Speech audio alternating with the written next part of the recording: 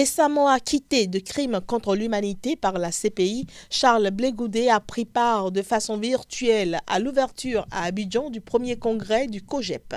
Il s'agit du Creuset des jeunes patriotes de Côte d'Ivoire, son mouvement devenu un parti. Nous allons construire un grand parti, a lancé samedi Charles Blé Goudé. L'ex-leader a fait son intervention par vidéoconférence depuis La Haye, devant près de 2000 personnes rassemblées à Yopougon, un quartier populaire d'Abidjan. Venus de tout le pays, les militants du COJEP ont déployé lors d'une cérémonie festive des banderoles sur lesquelles étaient inscrits des slogans comme entre autres « Charles Blé Goudé, nous sommes engagés pour la reconquête des libertés » ou encore « On a vaincu le 32 ». Le numéro de la cellule où il a passé 5 ans à La Haye avant son acquittement en première instance par la Cour pénale internationale.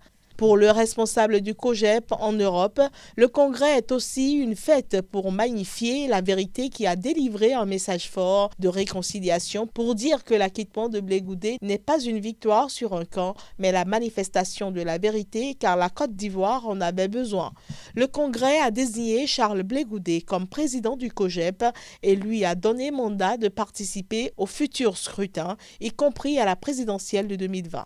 Ce fait coïncide bien avec la vision de l'ancien chef controversé des jeunes patriotes de Côte d'Ivoire qui se voit un destin présidentiel dans son pays. Mais ses détracteurs et les ONG internationales le considèrent comme un de ceux qui ont contribué à la montée de la tension en Côte d'Ivoire dans la décennie 2000 qui a culminé en 2010-2011 dans les violences post-électorales. C'est un beau cadeau que j'allais lui faire.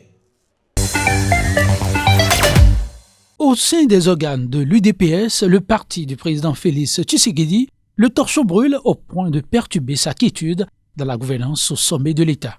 Selon une correspondance à lui adressée en tant qu'autorité morale du parti, correspondance divulguée sur les réseaux sociaux, la commission électorale de l'UDPS estime que l'exécutif du parti s'est réservé la part du lion dans la répartition des postes ministériels. La CEP, le pivot central de la stratégie pour la conquête du pouvoir, se montre intransigeante. Selon Jacquemain Chabani et ses collègues, la commission exige à elle seule 3 ministères dans le gouvernement. Réponse très indignée de Dixon Lukusa, un des rapporteurs à la présidence du parti. Sur les 3 ministères, l'UMC a pris sa part. Le reste revient de droit à l'UDPS et ses alliés. On ne peut pas abandonner nos alliés, eux qui ont combattu avec nous. Ils ont reçu aussi des ministères, et cela s'entend. Chaque structure en a reçu. Mais quand la CEP réclame 3 ministères à elle seule, c'est regrettable. Au sein de l'UDPS, les tiraillements ont commencé au lendemain de l'élection de Félix Tshisekedi comme président de la République.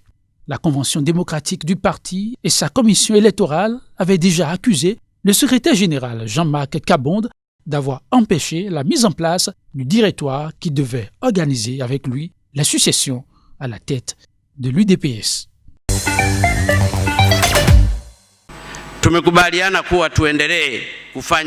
Parmi les résolutions auxquelles nous sommes parvenus, nous poursuivrons nos efforts auprès des organisations internationales pour lever les sanctions contre le Zimbabwe.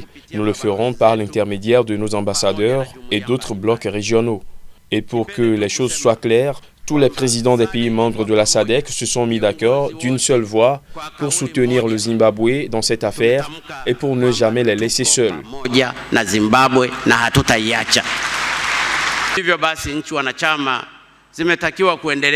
Tous les États membres de la SADC sont tenus de continuer à investir davantage dans leurs infrastructures dans leur pays, car le manque d'infrastructures fiables et adéquates a entravé notre développement économique sur notre continent africain, y compris notre région. Et nous avons convenu de veiller à améliorer nos politiques économiques et monétaires dans nos pays afin de créer un environnement propice à la croissance économique dans notre région.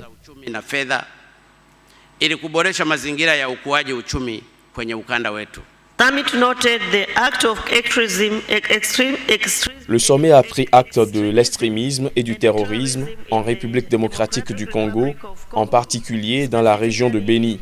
Nous avons convenu de collaborer avec la Conférence internationale de la région des Grands Lacs et de consolider les efforts en matière de sécurité et de stabilisation.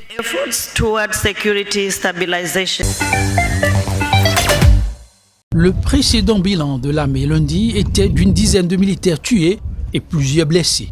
Mais un nouveau bilan fourni ce mardi par l'état-major de l'armée burkinabé dans un communiqué monte à 24 morts et 7 blessés et fait aussi état de 5 disparus. Cette attaque qui a frappé le détachement militaire de Koutougou dans la province de Soum est la plus meurtrière jamais subie par l'armée burkinabé dans sa confrontation avec les groupes islamistes depuis 2015. Un conseil de défense extraordinaire s'est tenu ce mardi au palais présidentiel à Ouagadougou. Selon des sources militaires, ce sont plusieurs dizaines de terroristes à bord de motos qui ont attaqué le camp militaire. Ils ont tiré à l'arme lourde sur le camp de base, notamment des roquettes qui ont incendié plusieurs installations, des moyens roulants et de l'armement. Jusque-là, la plus grave attaque djihadiste perpétrée contre l'armée burkinabé avait fait 12 morts à Noussoumbou, dans la même province de Soum, au nord du pays, en décembre 2016. L'armée burkinabé avait aussi subi un revers sans précédent en mars 2018, où une attaque djihadiste avait dévasté son état-major général en plein centre de la capitale Ouagadougou, faisant 8 morts. Le verdict a été confirmé par un des avocats des séparatistes qui a dénoncé une parodie de justice. Les 10 accusés ont été condamnés à la prison à vie pour terrorisme et sécession notamment. Pour l'instant, les avocats des séparatistes n'ont pas encore indiqué s'ils allaient faire appel de cette décision. Julius Ayuk Tabé est le président autoproclamé de l'Ambazonie, l'État que les séparatistes veulent créer dans les 2 régions anglophones dans l'ouest du Cameroun. En 2016, une partie des habitants des provinces du nord-ouest et du sud-ouest du pays ont commencé à manifester pour demander davantage de reconnaissance de l'État central. Mais face au refus des autorités et la répression, une partie des séparatistes a pris les armes en 2017 et le conflit entre séparatistes et forces de sécurité a fait depuis près de 2000 morts selon le Centre d'analyse géopolitique international Crisis Group. Julius Ayuk Tabé, charismatique ingénieur informaticien de 54 ans, est respecté dans les sphères anglophones du Cameroun. Il avait été interpellé avec 46 autres indépendantistes à Abuja au Nigeria début janvier 2018 par les services de renseignement nigérians. Il avait ensuite été transféré à Yaoundé, une extradition qui a été jugée illégale par la justice nigériane en mars 2019. Des dizaines de personnes ont protesté lundi à Kinshasa contre les massacres à répétition dans l'est de la République démocratique du Congo. Ces indignés se sont rassemblés tôt le matin à la place des Évolués située au centre-ville de Kinshasa. Ils se sont ensuite dirigés vers la résidence du président de la République où ils ont déposé un mémorandum afin de solliciter son implication pour un retour à la paix. Les manifestants s'insurgent contre plusieurs massacres perpétrés dans les provinces du Nord Kivu, du Sud Kivu et de l'Ituri par des rebelles étrangers et autres groupes armés. Ils accusent l'abandon de l'État congolais et l'implication des nations occidentales dans ces massacres à cause des minerais. Nous sommes fatigués. Nous sommes fatigués de la guerre. Nous sommes fatigués des massacres. Nous sommes fatigués. Jusqu'à quand on va continuer à compter des cadavres déjà tués, décapités, hein? Ebola chez nous, aujourd'hui si Ebola a eu à envahir notre province, c'est parce que l'insécurité continue à nous déranger chez nous. Nous sommes fatigués, on tue tout le jour. Jusqu'à quand on va continuer à compter des cadavres déjà torturés, tués.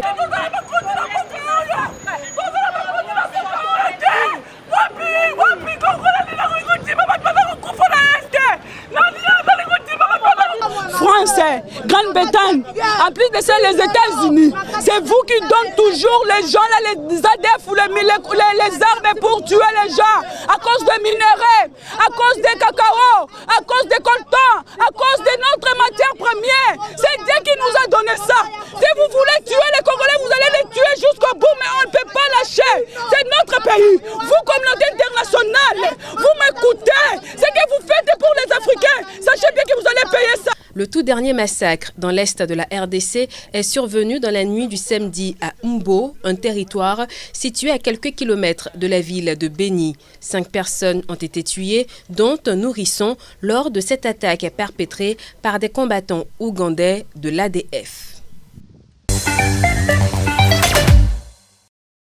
Julius Ayuk Tabé, président autoproclamé de l'Ambazonie vient d'être condamné à la prison à vie à l'issue d'une interminable audience. Mardi matin, le tribunal militaire de Yaoundé a reconnu les 10 leaders séparatistes anglophones coupables de tous les chefs d'accusation retenus contre eux, outre la prison à vie. Le tribunal a également condamné les 10 hommes à payer une amende de 250 milliards de francs CFA au gouvernement pour les dommages civils et 12 milliards de francs CFA pour les frais judiciaires.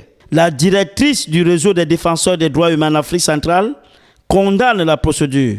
Il est décrété la fin de leur vie. De manière irrévocable, le REDAC s'insurge et condamne sans vergogne ce simulacre de procès. C'est tout simplement inacceptable une telle plaisanterie judiciaire unique et cynique sans précédent dans un État dit de droit. Aussi, nous tenons pour principal responsable le gouvernement camerounais d'un éventuel chaos qui pourrait survenir de ce déni de justice. Pour la sentence, la preuve convaincante et irréversible de la non-séparation des pouvoirs exécutifs, législatifs et judiciaires. Je demande sans condition de la libération immédiate d'Ayouk Sissoko Tabé, Mancho Bibixi et autres, leurs co-accusés et toutes les personnes interpellées dans le cadre de cette crise et celle de la post-électorale. Les avocats des séparatistes n'ont pas encore indiqué s'ils allaient faire appel à cette décision. Après l'attaque qui a frappé une base militaire dans le nord du Burkina Faso ce lundi, le président Roch-Marc Christian Kaboré, dans un message à la nation, a déclaré que le pays peut gagner la guerre contre le terrorisme. Je voudrais à ce stade saluer et présenter mes sincères condoléances à toutes les familles qui sont concernées. Je voudrais également saluer le martyre de ces hommes qui se sont battus dans le cadre de la défense de la patrie. La guerre contre le terrorisme est une guerre de longue haleine. Et dans cette guerre, nous gagnerons des batailles, nous en perdrons, mais ce qui est important, c'est que nous puissions gagner la guerre. Je voudrais profiter de cette opportunité pour saluer l'engagement de nos forces de défense et de sécurité dans ce combat difficile et dire que nous sommes de cœur et je suis convaincu le peuple burkinabé de cœur avec eux dans ce combat qu'ils mènent. L'attaque de Koutougou, dans laquelle, selon un dernier bilan, 24 soldats ont été tués, 5 sont portés disparus et 7 autres ont été blessés, est considérée comme la plus meurtrière jamais perpétrée contre les forces armées burkinabées depuis le début des attaques terroristes en 2015.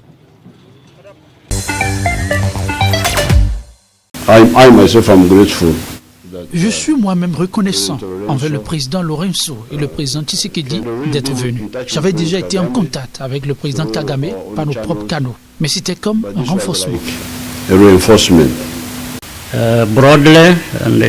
Nous avons discuté largement et en profondeur de nombreuses questions telles que nous les comprenons, d'où le communiqué, le mémorandum d'accord auquel nous sommes parvenus aujourd'hui.